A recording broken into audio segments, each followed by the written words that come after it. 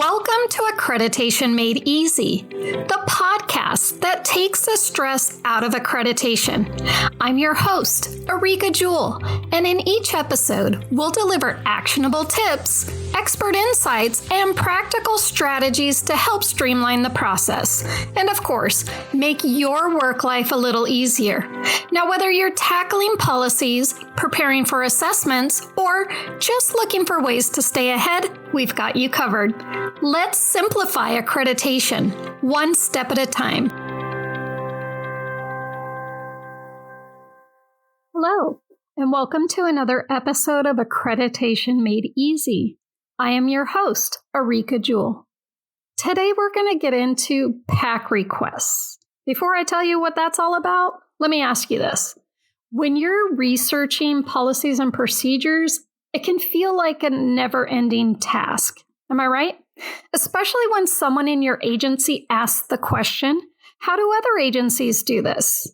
I mean, I don't know about you, but I've heard that more times than I can count. So what are your options? Well, you can reach out to nearby agencies via email or phone call one by one, and then wait for their responses.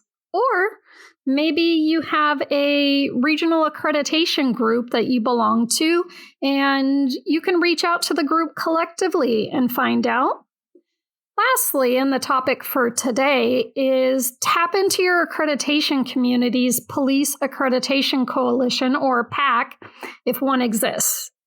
Here in Florida, the Florida Police Accreditation Coalition, also known as Florida PAC, it has an online go-to resource for agencies seeking policy guidance and best practices. And for those of us in Florida, it recently switched to a new platform, so there's a learning curve. But let's go over a few tips on how to do PAC requests efficiently and get the answers that you need. But no matter where you are, the strategies are still going to be helpful to any policy research. All right. Let's dive into it. First, search like a pro. And what I mean by that is start broad. Use one or two keywords, and then based upon the results that you get, refine it. Maybe add a little bit more. But again, start broad. Okay, let's take the example of you get asked, what do other agencies use for use of force reporting? There's things out there called Blue Team, or maybe it's a paper form or whatever, but your agency wants to know, how does everybody else do it?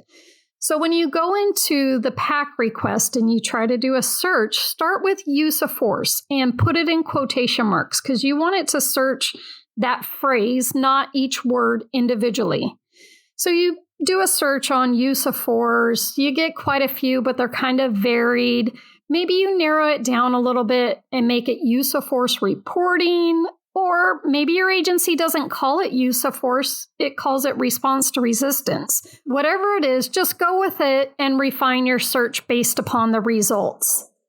Next, you want to be organized. Create a folder somewhere of where these responses, policies, whatever, are going to live when they come back in. So whether it's a folder on your computer, maybe it's a folder in PowerDMS, which we'll get into that a little bit more later on how that can make it super easy to share. Create the folder, PAC requests, and then subfolders to it, whatever the name of the topic is that you're searching, use of force, blue alert, sick leave, whatever it is, create a folder for that topic.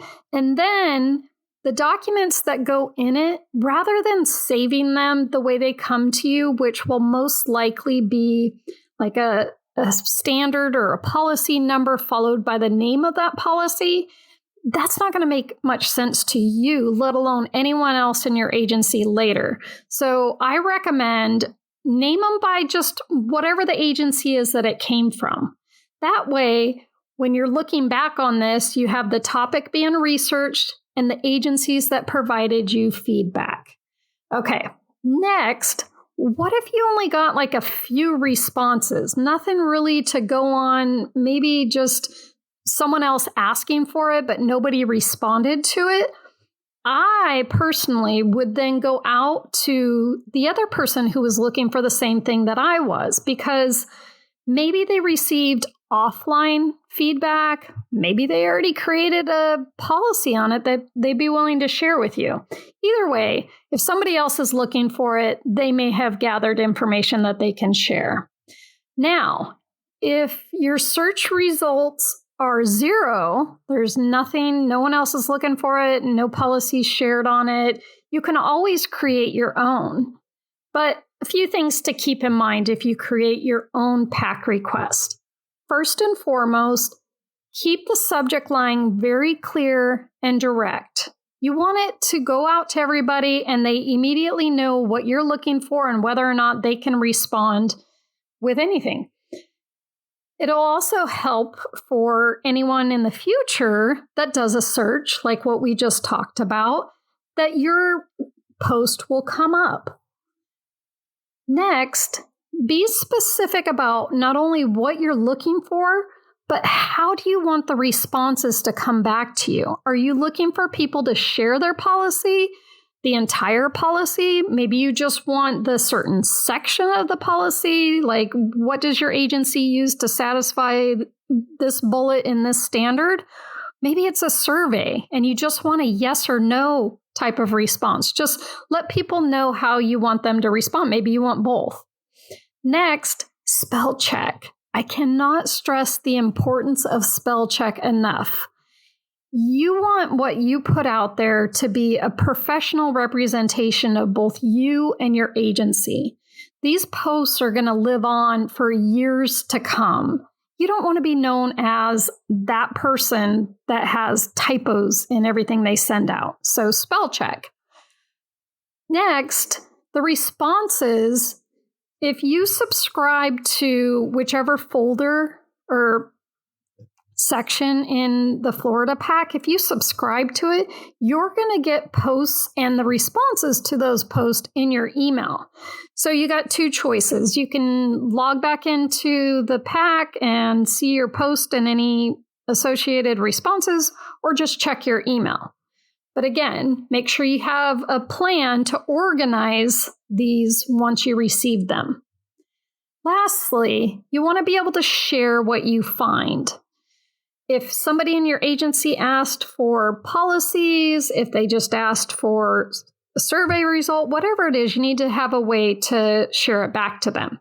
If it was just simple text responses, you could forward those via email, or rather than sending multiple emails, I want to go back to the PowerDMS folder option that I suggested. If you create a folder within PowerDMS on whatever the topic is, and you name the attachments, the shared policies by the agency, then you give rights to just very limited rights in PowerDMS to other people in your agency. And then if you get more responses, you don't have to keep sharing it. You just drop it in that folder, and whoever you gave rights to will see any future additions to that. Now, of course, you know me, I have all of this in a free downloadable PDF, and I'll share a link to it in the show notes. But if you would like these helpful tips that I touch on straight to your inbox every Tuesday morning, just go to accreditationacademy.net/sign up. And of course, if you love this episode, like it, share it, review it. I would be forever grateful. Until next time, let's keep building accreditation one step at a time.